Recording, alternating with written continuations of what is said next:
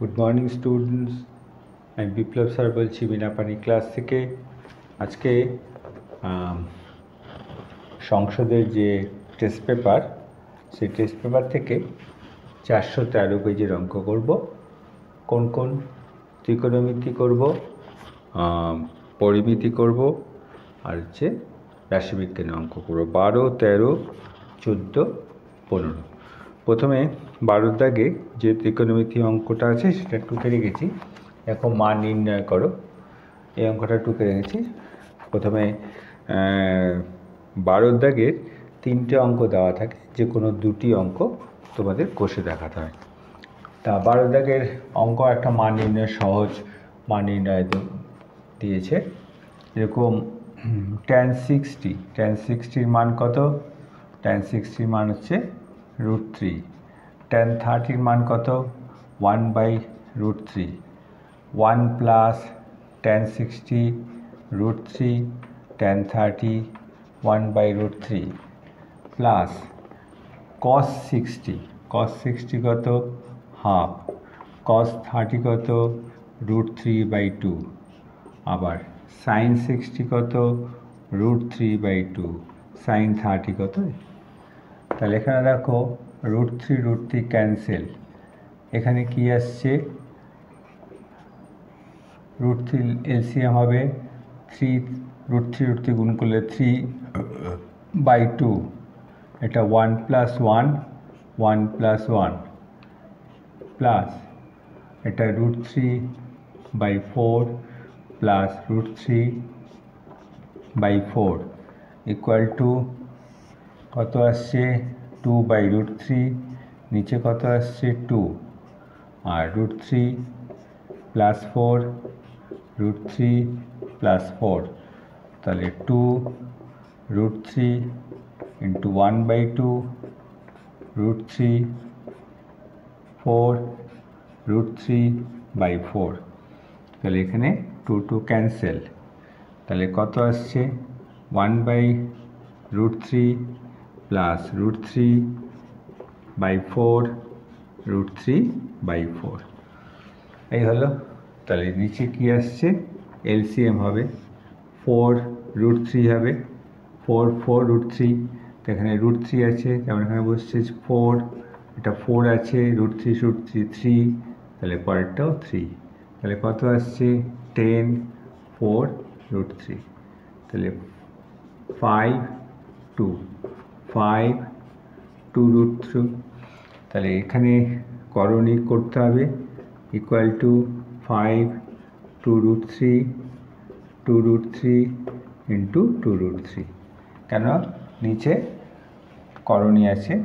তাহলে 10 √3, এটা কত হবে? 2 2 4 √3 3। তাহলে 10 √3/12।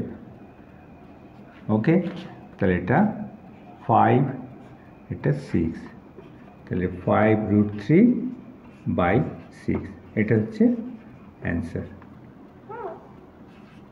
ওকে স্টুডেন্টস,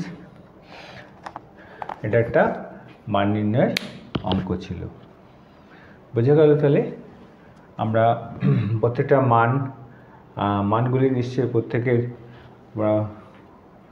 মনে আছে। সেই মান অনুযায়ী বসাবো, বসিয়ে এবার এখানে এলসিএম করেছি। এলসিএম করার পর এই রেজাল্ট এসছে। রেজাল্টে তাহলে 2 √3 করণীয় নিয়ম অনুযায়ী 2 √3 দিয়ে লবহরকে গুণ করব, গুণ করে যেটা আসবে অ্যান্সার। এরপরে আসবে 12 দাগের 2 নম্বর অঙ্ক।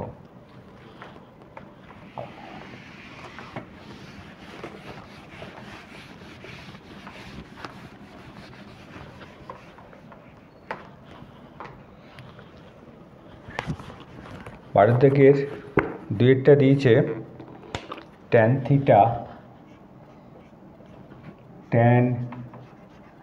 θ প্লাস cot θ ইকুয়াল টু 2 হলে tan 2023 θ plus cot 2024 theta equal to কত? ওকে, তাহলে tan theta plus cot theta দিয়েছে। Tan theta is equal to কী জানি 1/cot theta, cot theta is equal to কী জানি 1/tan থিটা। এখানে tan theta plus cot theta equal to 2 দিয়েছে। তো এই জায়গা থেকে আমরা কী করব, tan theta cot theta 1/tan theta লিখি, ঠিক আছে। কট theta is equal to 1/tan theta হয়, আবার কট theta is equal two tan theta is equal two 1/cot theta লিখতে পারি, যে কোনো একটা করে পড়তে পারো 2। তাই এখানে ট্যান থিটা এলসিএম হলো, আর এখানে আসছে tan square theta plus 1 equal to 2, আবার এখানে আসছে tan square theta plus 1 equal to 2 tan theta, আবার tan square theta minus 2 tan theta plus 1 equal to 0। Okay, তাহলে দেখো এখানে tan theta square minus 2ab plus B square, A square minus 2ab plus B square. তো এটাকে এইভাবে লিখতে পারি, ট্যান থিটার whole square 2 into tan theta into B, B এখানে হচ্ছে 1 plus 1 whole square equal to 0। তাহলে tan theta minus 1 whole square equal to 0। তাহলে tan theta minus 1 equal to 0, তাহলে tan theta is equal to কত হবে? 1 হবে, তাই তো। a minus B whole square equal to 0 হলে a minus B equal to 0 হয়, এটা আমরা জানি। তাহলে tan theta is equal to 1। আচ্ছা, tan theta is equal two যদি 1 হয়, তাহলে কট থিটা কী হবে? সুতরাং কট থিটা ইজ ইকুয়াল টু কিন্তু 1ই হবে। কেন? Tan theta cot theta is equal to 1/tan theta, মানে সেখানে ট্যানের মান যদি আমরা লিখি, যেরকম ট্যান কট থিটা যদি লিখি আমরা, cot theta is equal to 1/tan theta. Okay, তাহলে এখানে যদি আমি ট্যানের মান লিখি, কত হবে? কট থিটার মান 1 আসবে, সেজন্য সুতরাং কট থিটা ইজ ইকুয়াল টু 1। এবার দেখো এখানে আমাকে কী মান বার করতে দিয়েছে? Tan theta tan 2203 theta plus কট 2024 থিটা। দেখো এই যে পাওয়ারটা দেওয়া আছে এটা কোনো ব্যাপার না, কেননা ট্যান থিটা 1 বেরিয়ে গেছে। তাহলে এখানে যদি আমি ট্যান থিটা 1 লিখি, 2023 লিখি, তো 1কে এই পাওয়ার দিয়ে গুণ করলে একই থাকবে, একই যাই পাওয়ারই থাকুক না কেন সেটা গুণ করলে একই থাকবে। আবার কটেরও 1 2024, সুতরাং 1 প্লাস 1 ইকুয়াল টু 2 অ্যান্সার। ঠিক আছে, এই যে পাওয়ার দেওয়া আছে এটা নিয়ে কোনো টেনশান নেবার কিছু নেই, শুধু আমাকে অঙ্কটাকে এই ট্যান থিটার মানটা বার করে কট থিটার মানটা বসিয়ে দেব ইকুয়াল টু 2। এটা করলাম আমরা কত? 12 দাগের 2 নম্বরটা। এখন করব 12 দাগের 3 নম্বর অঙ্ক দিয়েছে।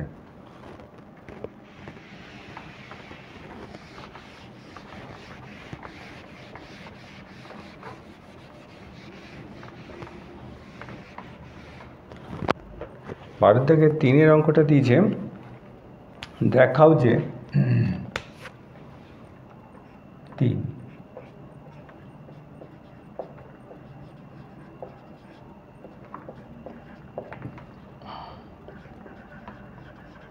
cosec square 22 cot square 68 equal to sin square 22 plus sin square 68 plus cot square 68। ঠিক আছে? এই অঙ্কটা কোত্থেকে দিয়েছে? পূরক কোণের যে চ্যাপ্টারটা আছে সেখান থেকে তোমাদের অঙ্কটা দিয়েছে। দেখো, লক্ষ্য করো, দুটো সংখ্যা দেওয়া আছে, একটা হচ্ছে 22 আর 68। ঠিক আছে? 68 22কে যদি তুমি অ্যাড করো বা প্লাস করো, যোগ করো, তাহলে হবে 90। তাহলে দুটো কোণের সমষ্টি এখানে 90 দেওয়া আছে, পূরক কোণের দেওয়া আছে। তো এখানে অঙ্ক করবার সময় কোনটা চেঞ্জ করব? এখানে দেখো 22, এখানেও 22 আছে, এটা 68, এটা 68। তাহলে আমরা কি করি? প্রথমে লেফট হ্যান্ড সাইড করি। লেফট হ্যান্ড সাইড, বাম পক্ষ, কোসেক স্কোয়ার 22 কট স্কোয়ার 68। তাহলে কোসেক স্কোয়ার 90 মাইনাস 68, তাই তো? তাই হবে। তাহলে 22 প্লাস 68 এই দুটো যোগ করলে কত আসছে? 90 আসছে। তাহলে 90 থেকে 68 বাদ গেলে 22ই হবে। তাহলে কট স্কোয়ার 68, এটা চেঞ্জ করব না, শুধু 22টা চেঞ্জ করে অঙ্ক করব আমরা। তাহলে কোসেক 90 মাইনাস থিটা কী হয়? Sec square 68 into cot square 68। তাহলে এটাকে আমরা কি লিখতে পারি? কস স্কোয়ার 68 লিখতে পারি into cos square 68 by sine square 68, তাই তো? কট আমরা কি জানি? কস বাই সাইন। আর সেক কি জানি? 1 বাই কস। তাহলে কী হলো? 1 বাই সাইন স্কোয়ার 68 হচ্ছে, কস স্কোয়ার ক্যান্সেল হয়ে গেল। তাহলে কী হলো? কোসেক স্কোয়ার 68, এটা 1 বাই সাইন কোসেক স্কোয়ার হয়। এবার দেখো রাইট হ্যান্ড সাইডে কী দিয়েছে? রাইট হ্যান্ড সাইডে কী দিয়েছে? Sine square 22 sign square 68 plus cot square 68 এই দিয়েছে। তাহলে আমরা চেঞ্জ করব কি? শুধু 22। তাহলে এখানে লিখব সাইন স্কোয়ার 90 মাইনাস 68, আর এটা sine square 68 plus cot square 68। তাহলে এটা কী আসছে?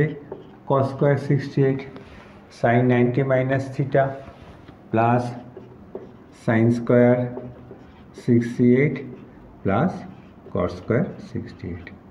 ওকে? তাহলে sine square theta plus cos square theta কী হয়? 1। তাহলে 1 লিখলাম। 1 প্লাস কট স্কোয়ার 68। তাহলে 1 প্লাস কস স্কোয়ার থিটা কী হয়? কোসেক স্কোয়ার থিটা, তাই তো? 1 প্লাস কস কী হয়? Cosec square theta. কেন? এটা আমরা জানি cosec square theta minus cot square theta equal to 1, এটা আমরা জানি, পড়ে এসেছি। তাহলে cosec square 6 theta is equal two কি? 1 প্লাস কস স্কোয়ার থিটা হয়। এটা আমরা দেখিয়ে দেবো। তা 1 প্লাস কট স্কোয়ার 68, থিটার জায়গায় কত আছে? 68, কোসেক স্কোয়ার 68 হলো। তাহলে লেফট হ্যান্ড সাইডেও কোসেক স্কোয়ার, রাইট হ্যান্ড সাইডেও কোসেক স্কোয়ার 68 এসছে। সুতরাং left hand side equal to right hand side, proved.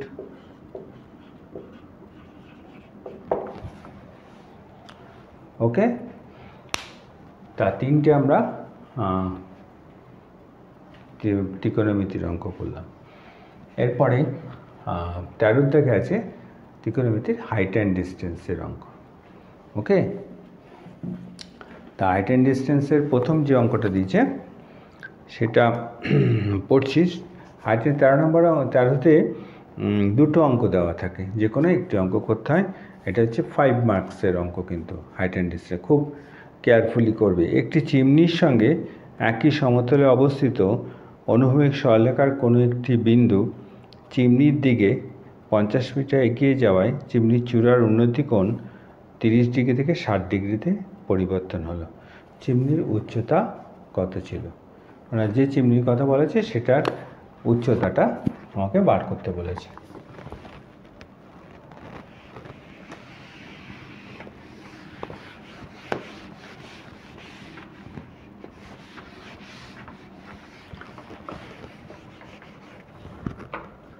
তাহলে প্রথমে আমরা হাইট অ্যান্ড ডিস্টেন্সের অঙ্ক সবসময় একটা ছবি ড্র করতে হয়, জ্যামিতির মতো ছবি এঁকে তারপরে সেটার বর্ণনা দিয়ে অঙ্কটাকে করতে হয়। তাহলে প্রথমে আমরা 13 দাগের 1 ছবিটা আঁকবো। চিমনির সঙ্গে একটু চিমনির দিকে 50 মিটার, মনে করি এটা একটা চিমনি।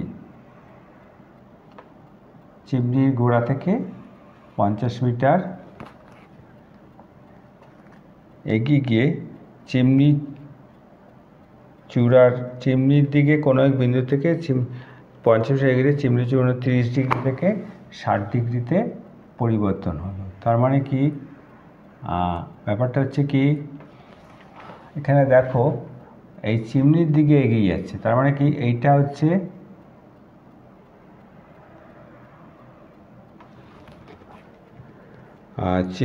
চিমনির চূড়ার উন্নতি কোণ 30 ডিগ্রি থেকে 60 ডিগ্রিতে পরিবর্তন হলো। তার মানে এইটা হচ্ছে 30 ডিগ্রি, এটা হচ্ছে 60 ডিগ্রি। তাহলে চিমনির দিকে 50 মিটার এগিয়ে যাচ্ছে, এটা 50 মিটার। মনে করো পি কিউ আর এস, ঠিক আছে। তার মানে পি কিউ একটি চিমনি। কোশ্চেনে বলা আছে পি কিউ একটি চিমনি, অনুভূমিক সরলরেখা কোনো বিন্দু থেকে চিমনির দিকে যখন এগিয়ে যাচ্ছি, তাহলে 30 ডিগ্রি থেকে 60 ডিগ্রিতে পরিবর্তন হলো। 50 মিটার এগিয়ে 30 ডিগ্রি থেকে 60 ডিগ্রি পরিবর্তন হলো, এই কথা কোশ্চেনে বলেছে। মনে করি পি কিউ একটি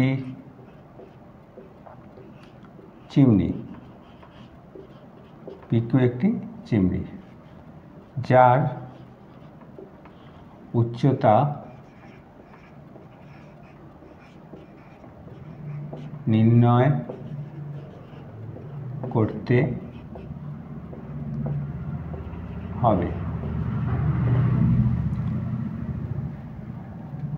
অনুভূমিক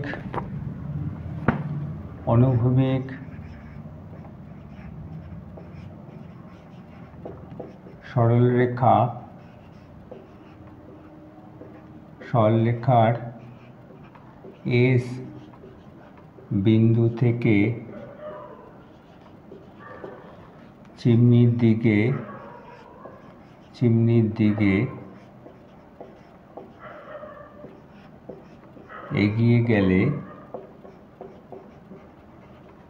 চূড়ার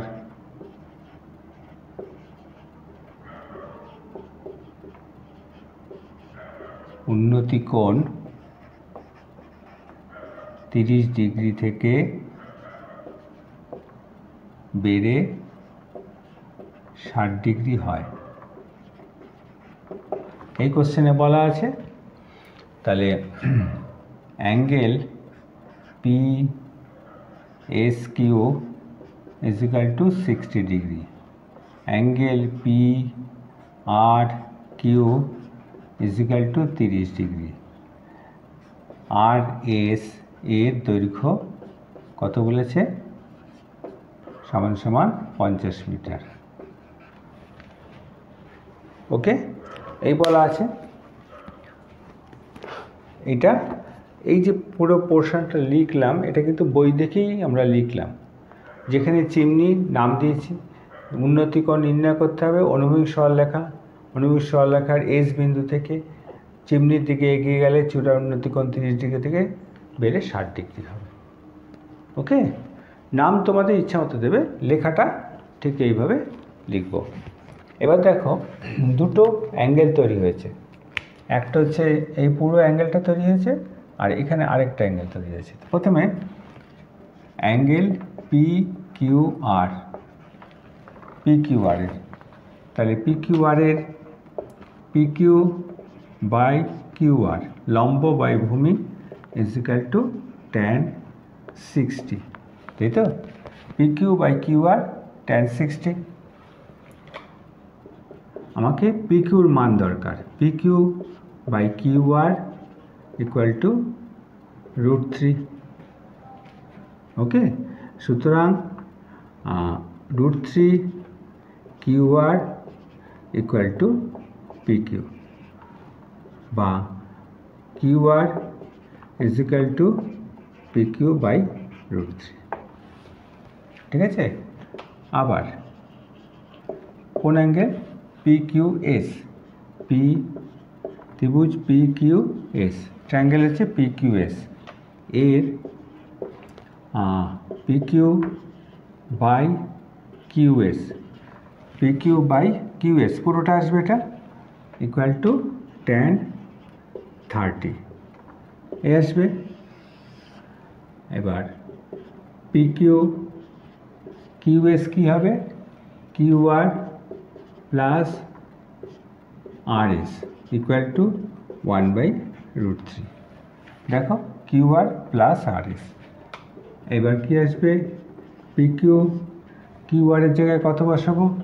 এইটা বসাবো, PQ বাই √3। আর RS এর জায়গায় কত বসবে? 50 equal to 1/√3। Am I clear? PQ এটা QR is equal to PQ by √3 আর এটা RS এর মান 50। এবার কি করব? ক্রসে গুণ, √3 PQ 1 দিয়ে গুণ হলে এটা যা আছে তাই বসে যাচ্ছে, প্লাস 50। এবার দেখো √3 PQ minus PQ √3 equal to 50। ওকে, আমাদের PQর মান দরকার। দেখো এখান থেকে PQর মানটা আমরা পেয়ে যাচ্ছি।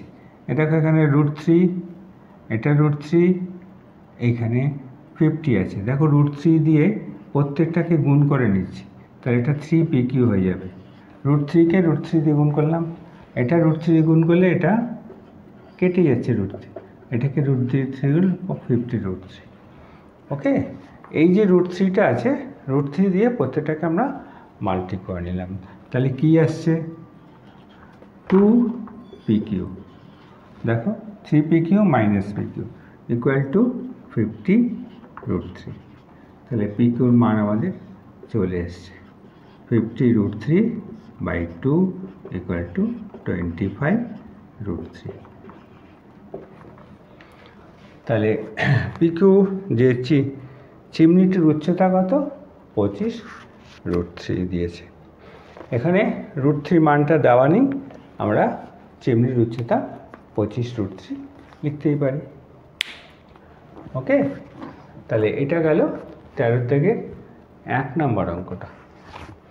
এবার আরেকটা যে অঙ্ক দিয়েছে, এই 13 থেকে 2 নম্বর, 600 মিটার চওড়া একটি নদীর পাড় ধরে, এই যে অঙ্কটা দিয়েছে, এই অঙ্কটা তোমাদের যে বই আছে, পাঠ্য বই আছে গণিত প্রকাশ, ওই বইতে প্রয়োগে করে দেওয়া আছে, আমি আলাদা করে আর করে দিচ্ছি না।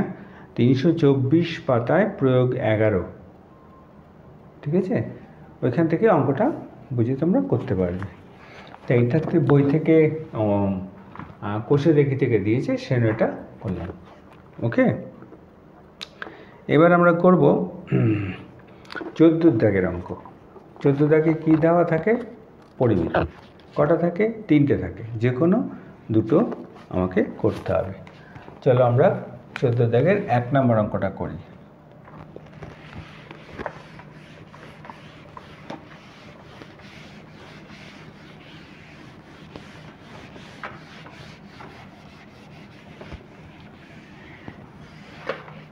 চোদ্দো দাগের 1 নম্বর থেকে কোথা থেকে দিয়েছে? দেখো 4.2 সেন্টিমিটার দৈর্ঘ্যের ব্যাসার্ধের একটি সোনার নিরেট গোলককে গলিয়ে গোলক পিটিয়ে 2.8 সেন্টিমিটার দৈর্ঘ্যের ব্যাসের একটি নিরেট লম্ববৃত্তাকার দণ্ড তৈরি করা হলো। দণ্ডটির দৈর্ঘ্য কত? তাহলে গোলকটাকে গলিয়ে আমরা লম্ববৃত্তাকার দণ্ড তৈরি করতে, গোলকের আয়তন কি? 4/3 πr3। এবার লম্ব বৃত্তাকার চোঙের ফর্মুলা কি, পাই আর স্কোয়ার দিয়েছি। এবার দণ্ডটির দৈর্ঘ্যটা বার করতে বলেছে। তাহলে প্রথমে আমরা কি করব, 14 দাগের নাম্বার 1, 14 দাগের নাম্বার 1, 4.2 সেমি দৈর্ঘ্যের ব্যাসার্ধের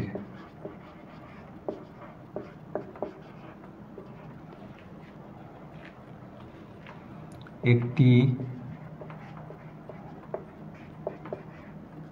সোনার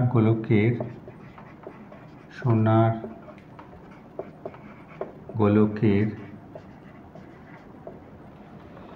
আয়তন হবে 4/3 পাই আর কিউব। ঠিক আছে, তাহলে 4/3 ইন্টু পাই, আর এর মান হচ্ছে 4.2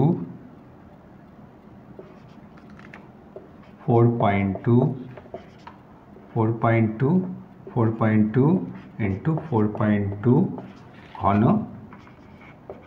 সেমি। আয়তনে সবসময় ঘন সেমি লিখব। এই লোহার গোলকটাকে গলিয়ে 2.8 সেন্টিমিটার ব্যাসের নিরেট লম্ববৃত্তাকার দণ্ড, নিরেট লম্ব বৃত্তাকার দণ্ডের ব্যাস 2.8 সেমি, এই বলেছে 2.8 সেমি। সুতরাং ব্যাসার্ধ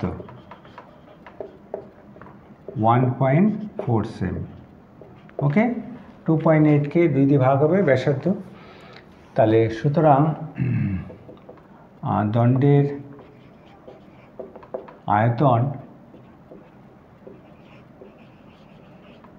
আয়তন পাই আর স্কোয়ার এইচ ঘন একক।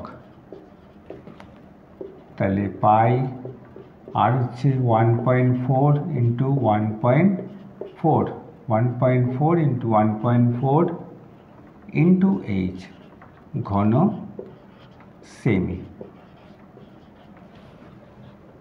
ওকে, তাহলে দেখো এখানে আমাকে চেয়েছে কি, এইটা এইচের মানটা আমাকে বার করতে বলেছে। তাহলে কী হবে,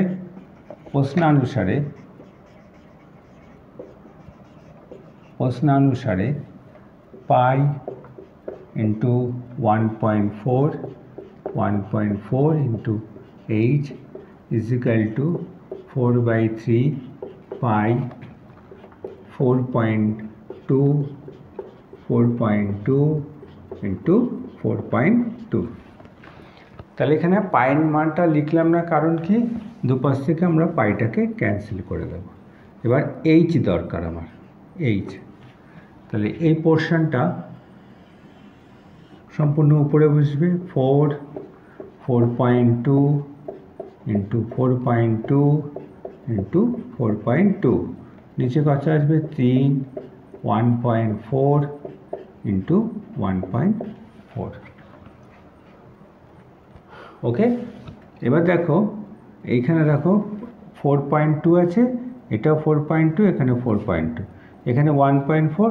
তাহলে এখানে কি করব, দুটো পয়েন্ট তুলে দেব, আর এই 4.2-র জন্য এখানে আমরা 10 লিখব, একটার জন্য, এটার জন্য তুলে। বোঝা গেল? এটা 4.2, এটা 1.4, পয়েন্ট তুলে দিলাম, এখানে 4.2 তুলে দিলাম। এবার 3 × 14 42, এই 3 কাটা। ওকে, তাহলে এখানে থেকে গেল কি 4, 3 গুণ 42/10। তাহলে 42কে 12 দিয়ে গুণ করো, 2 2 যা 4, 8 2 4 0 5। তাহলে 50/10, 10 দিয়ে ডিভাইড করলে কত হবে? 50.47। এটা ওকে। তার মানে দণ্ডটির দৈর্ঘ্য, সুতরাং দণ্ডটির দৈর্ঘ্য 50.4 সেমি। এটা অ্যান্সার।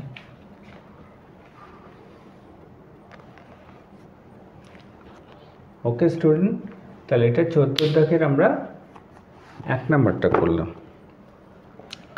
14 দাগের 2 নাম্বার।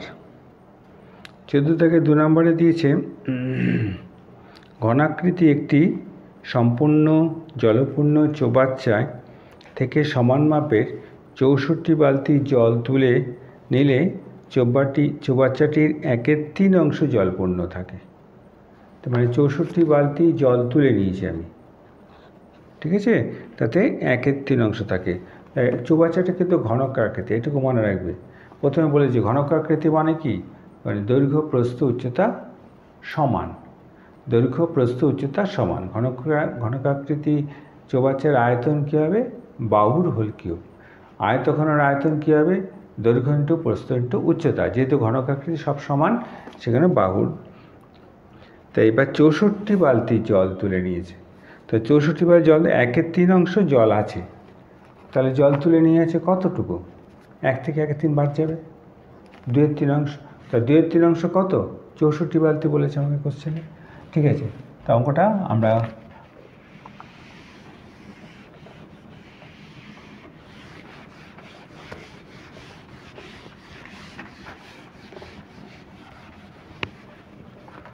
প্রথমে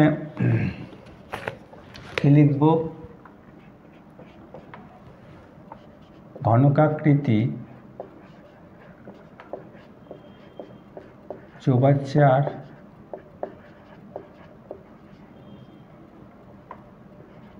চৌবাচ্চার আয়তন বাহুর হোল কিউব, ঘন একক। ওকে, তাহলে এখানে 64 বালতি, 64 বালতি জল তুলে নিলে চৌবাচ্চায় 1/3 অংশ জল রইল। সুতরাং জল তুলে নেওয়া হয়েছে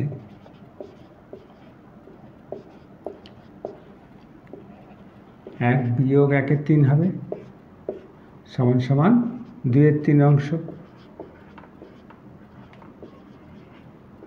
তাহলে প্রশ্নানুসারে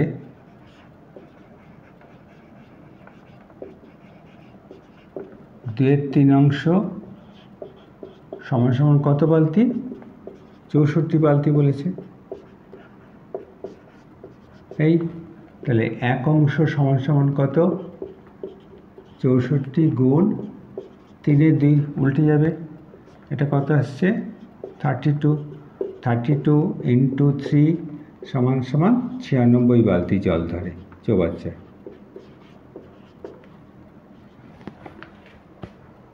ঠিক আছে, তাহলে কত বালতি জল ধরে? 96 বালতি। চৌবাচ্চার ধারের দৈর্ঘ্য 1.2 মিটার। তাহলে চৌবাচ্চার একটি ধারের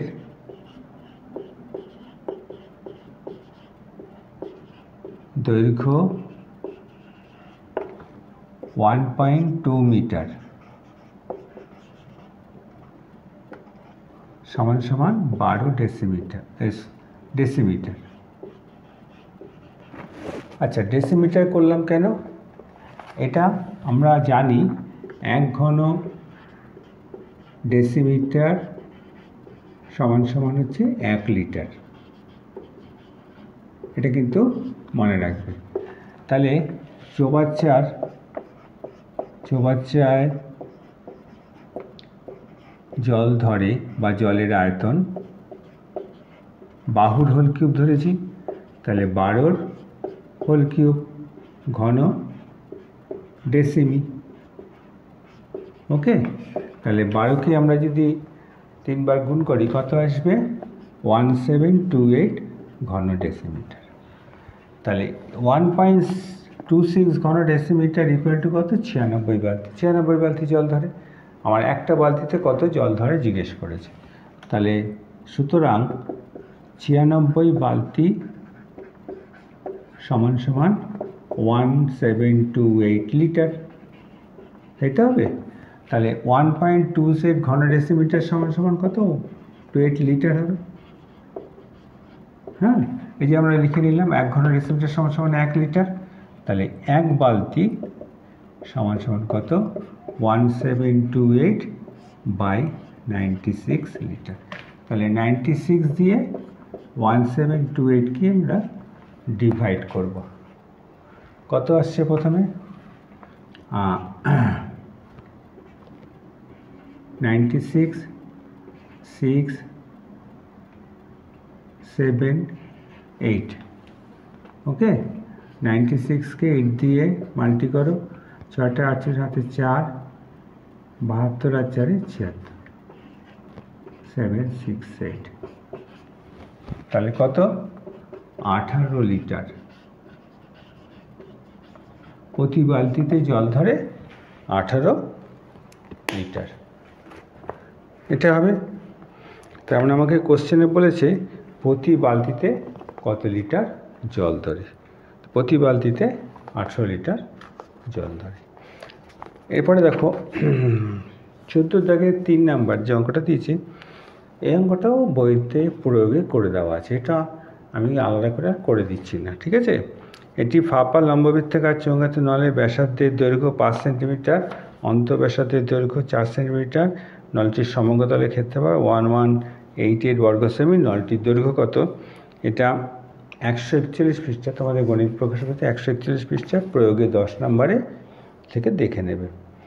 15 দাগে দিয়েছে রাশিবিজ্ঞানের অঙ্ক। 3টে রাশিবিজ্ঞান দিয়েছে।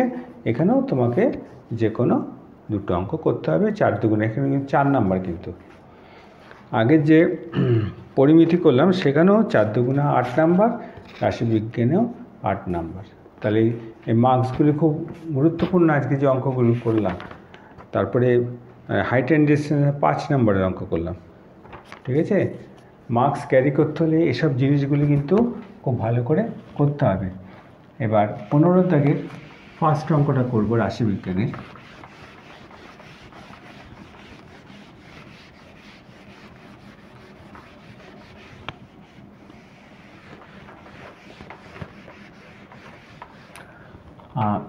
প্রথম যে অঙ্কটা দিয়েছে মধ্যমা থেকে দিয়েছে। ওকে, দেখো মধ্যমার অঙ্ক আমরা কি করে করি?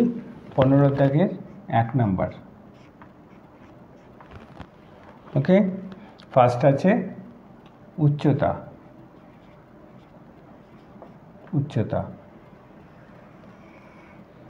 তারপরে আছে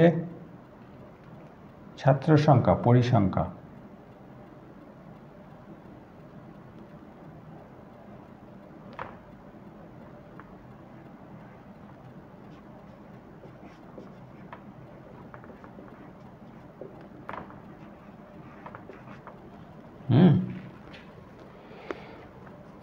এর পরে কি হবে? ক্রমযৌগিক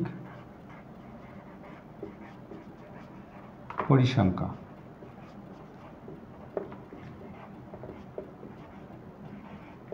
ঠিক আছে, উচ্চতা পরিসংখ্যা, ক্রমযৌগিক পরিসংখ্যা। ক্রমযৌগিক পরিসংখ্যা কি? CF, পরিসংখ্যা কি? F। এবার উচ্চতা,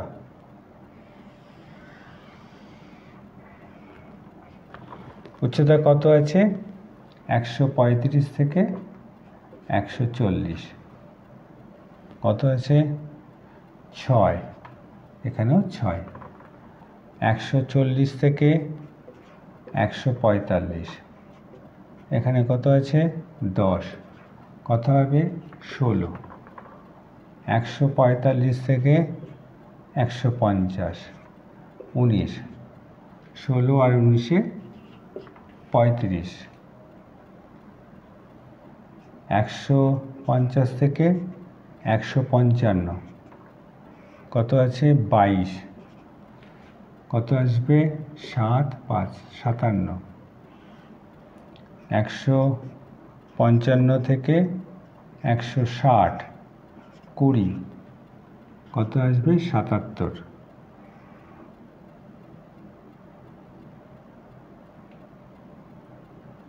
160 থেকে 165, 16, 13, 3, 93, 93। 165 থেকে 170, 700, ইকুয়াল টু এটা n। ওকে, এটা আমরা ক্রমযৌগিক পরিসংখ্যাটা বার করলাম। তাহলে এখানে n কত? n হচ্ছে 100। তাহলে n/2 কত? 50। তাহলে এখানে ক্রমযৌগিক মধ্যমা শ্রেণী কোনটা হবে? মধ্যমা শ্রেণী 50 কোথায় আছে? দেখো এইটাতে আছে। 150, 155, এইতে আসবে। ওকে, তাহলে এখানে L কত? 150। তাহলে এটা হচ্ছে মধ্যমা শ্রেণী। এটা কি? F। মধ্যমা শ্রেণীর ঠিক আগের ঘরটা হচ্ছে CF হয়। তাহলে এখানে F হচ্ছে কত? 22। CF কত?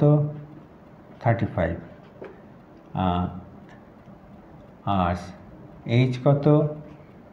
5।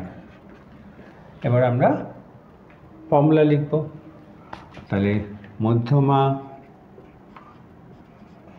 নির্ণেয় মধ্যমা L plus n/2 minus CF by F into H, এই ফর্মুলা। তাহলে n কত? এখানে 150।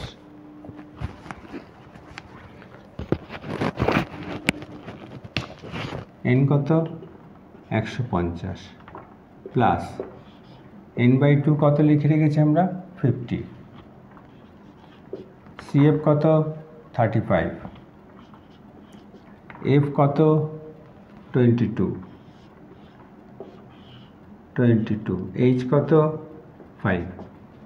তাহলে 150 প্লাস 15 ইন্টু 5 বাই 22। তাহলে 150 প্লাস 75 বাই 22। তাহলে 22কে 75 দিয়ে ডিভাইড করতে হবে। তাহলে 3 66 9 0.4 88 2 0 0 আসবে। এখানে 0 আসলে কত আসবে? 9 198 আসবে। ওকে, তাহলে এখানে এই আসবে 150 প্লাস 3.41 আসবে, তাই তো? এই তৃতীয় ঘরে 9 এসছে, তার মানে এখানে একটা আবৃত নিয়ম অনুযায়ী। তাহলে 153.41 প্রায়। এটা অ্যান্সার হলো 15341। এটা গেল মধ্যমা। তারপর এটা দিয়েছে সংখ্যাগুরু মান। ঠিক আছে, বোঝা গেছে পুরোটা? এইভাবে প্রত্যেকটা লিখে নিয়ে আমাদের করতে হবে। এরপরে আসছে 2 নম্বর। 2 নম্বর হচ্ছে সংখ্যাগুরু মান দিয়েছে। সংখ্যাগুরু মানের যে অঙ্কটা, সেই অঙ্কটাতে দেখো, সেই অঙ্কটাতে দিয়েছে শ্রেণীটা দিয়েছে 45 থেকে 54, তারপর এটা দিয়ে 55 থেকে 64। এটা শ্রেণী সীমা, শ্রেণীর সীমানা বার করে নিয়ে করতে হবে। তাই এইভাবে পরপর দেওয়া আছে। তাহলে প্রথমে আমরা কি করব, আগে একটা ছক করে নেব। শ্রেণী, সীমা, তারপরে আসছে শ্রেণী সীমানা। ওকে, তারপরে আসছে কি পরিসংখ্যা। এই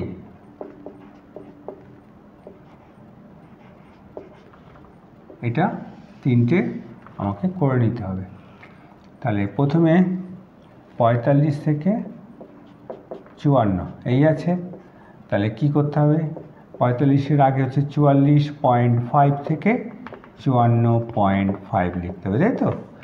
শ্রেণী সীমানা, এটা 45 থেকে 54, তার পরেরটাতে আছে 55 থেকে 64। তাহলে শ্রেণীটা 45 থেকে 54 থেকে নেই কিন্তু, আবার 55 থেকে। তাহলে এইটাকে আমি কি করব, দেখো এখানে 45-এর আগে 44.5 করলাম, এটা 54.5 করেছি। এটা কি আসবে তাহলে 54.5 থেকে 64.5।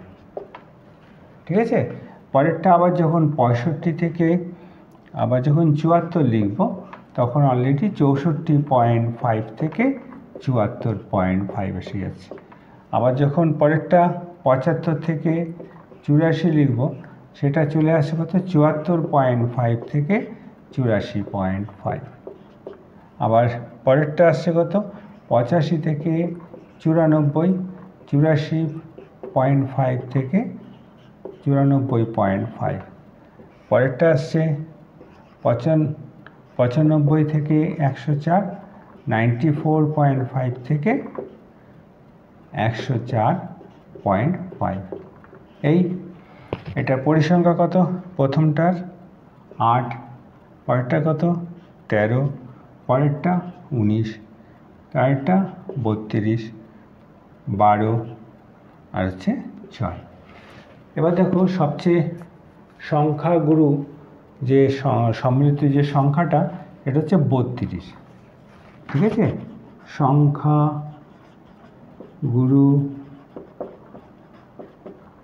সংখ্যাগুরু সংখ্যাটা কত,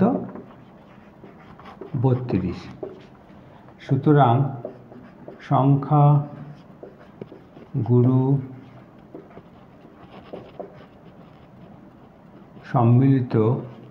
সম্বলিত শ্রেণী কোন শ্রেণীতে রয়েছে, 32টা।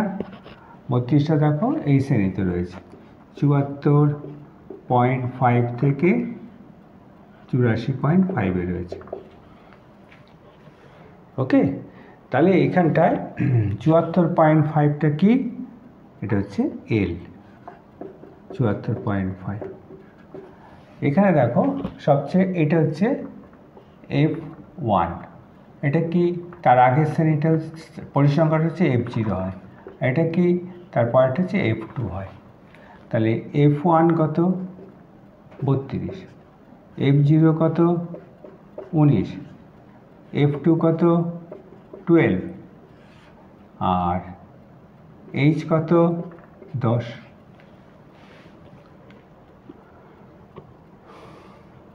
ঠিক আছে, এরপরে সংখ্যাগুরু মান নির্ণয় করব। সংখ্যাগুরু মান ইকুয়াল টু ফর্মুলা কি, L plus F1 minus F0, আবার নিচে কি আসছে 2F1 minus F0 minus F2 into H.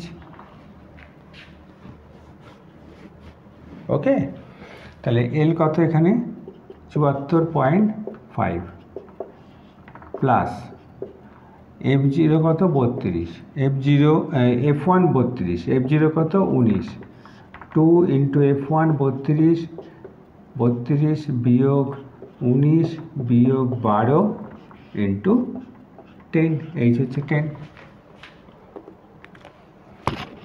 ওকে, তাই এটা কত হচ্ছে 74.5 প্লাস কত বিয়োগ করেছে 3 13 গুণ 10, এই 10টা এখানে গুণ হলো 64 বিয়োগ 31, তাহলে 74.5 130 33। তা 130কে 33 দিয়ে ডিভাইড করো, কত আসছে 399 130 পয়েন্ট কতবার যাবে 9, ঠিক আছে, আবার 310 আবার 3 আসছে 99, আবার 310 আবার 9 আসবে। তাহলে এখানে আমরা কি করতে পারি 74.5 প্লাস দেখো 3 ঘর 9 চলে এসছে, তারপরে এটার সঙ্গে আগের সঙ্গে এক যোগ হবে 3.94, ঠিক আছে। এটা তৃতীয় ঘর 9 এসছে, আগের সংখ্যার সঙ্গে এক যোগ হবে, কত আসছে 4487, 78.44 প্রায়।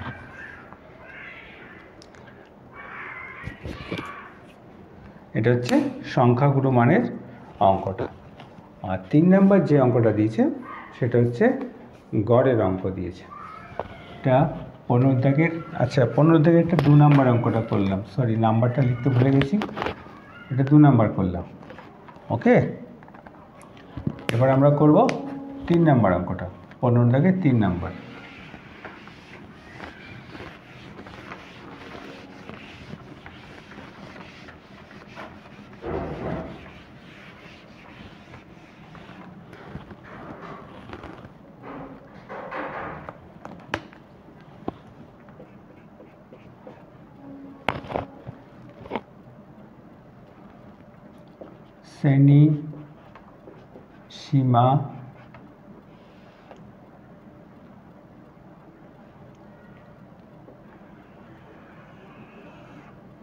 শ্রেণী সীমা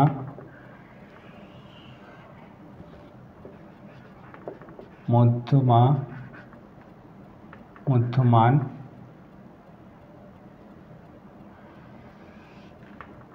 ছাত্র সংখ্যা বা পরিসংখ্যা, যেটাকে আমরা এফ বলি, আর এখানে আসবে এফএক্স। এক্স হচ্ছে এখানে এইটা, শ্রেণী সীমানা হচ্ছে আচ্ছা 10-এর কম, ঠিক আছে। পরিসংখ্যাটা 10-এর কম, 20-এর কম, 30-এর কম, 40-এর কম আর 50-এর কম। তার মানে কি 10-এর কম 5, এটা হচ্ছে ক্রমযৌগিক পরিসংখ্যা, পরপর লেখা রয়েছে। 10-এর কম আবার 20-এর কম 9 রয়েছে, তার মানে 0 থেকে যখন আমরা এটা লিখব, এটা এইভাবে লিখব 0 থেকে 10, 0 থেকে 10 পরিসংখ্যা কত 5, আবার 10 থেকে 20 এখানে পরিসংখ্যাটা কত হবে 9 থেকে কিন্তু 5 বাদ যাবে, ঠিক আছে। এই 10-এর কম 5 আবার 20-এর কম মানে তো সে 10-এরও কম, তাহলে এটা পরিসংখ্যা 4 হবে। আবার 20 থেকে 30 এটা কত হবে 17 থেকে 9 বাদ সমান 8 হবে। আবার 30 থেকে 40 কত আছে 29, 29 থেকে কত বাদ 17 সমান 12, আবার 40 থেকে 50, 45 থেকে কত বাদ 29, কত আসবে 16। ওকে, আর মধ্যমান এটা কত 5, এটা মধ্যমান কত 15, এটা কত 25, এটা কত 35, এটা কত 45। এবার কি করতে হবে আমাকে fx করতে হবে। ওকে, এই দেখো সিগমা এফ চলে আসলো, এফ কত 45, এটা 25 হবে, এটা আর 60 হবে, এটা 200 হবে, এটা কত হবে 35কে 12 দিয়ে গুণ করলে কত আসছে 10-এর 0, 5 3 4 2 0, 16কে 35 দিয়ে গুণ করলে কত হচ্ছে 3 5 আর 3 8, 6টা 48, 8 হাতে 4, সরি 4 6 24, 4 হাতে 2, 4 আর 2 6, 7 2 0। তাহলে sigma F x equal to কত আসছে 5 2 2 4 10, হাতে 1 8 আছে 12 আর 2 এই দিয়েছে। এবার গড় নির্ণয় কী করব sigma F X by sigma F 1425 by 45, তাহলে 1425 কতবার যাবে 3, 135, 75, 1 0 পয়েন্ট কতবার যাবে এটা 45, 5 6 3 3 27, 6 বার 270, আবার 03, আবার 6 বার, আবার 03, আবার 6, এভাবে ক্রমাগত আসতে থাকবে। তার মানে উত্তরটা কত হবে 31.67 প্রায়। ঠিক আছে, তোমাদের এই পর্ষদের যে বইটাতে এটা উত্তরটা একটু ভুল দেওয়া আছে, এটা বইয়ের অঙ্ক, বইতে দেখে নিয়ে উত্তরটা, এটা হবে 31.67, এটা উত্তর আসবে। ওকে, থ্যাংক ইউ। আমরা 413 পেজের 12 থেকে 15 পর্যন্ত অঙ্কগুলি করলাম। ওকে, তোমরা যারা আমার চ্যানেলটি দেখলে উৎসাহিত পেলে, উপকার যদি হয়ে থাকে, একটু সাবস্ক্রাইব করে বন্ধুদের সঙ্গে শেয়ার করবে। ওকে, থ্যাংক ইউ।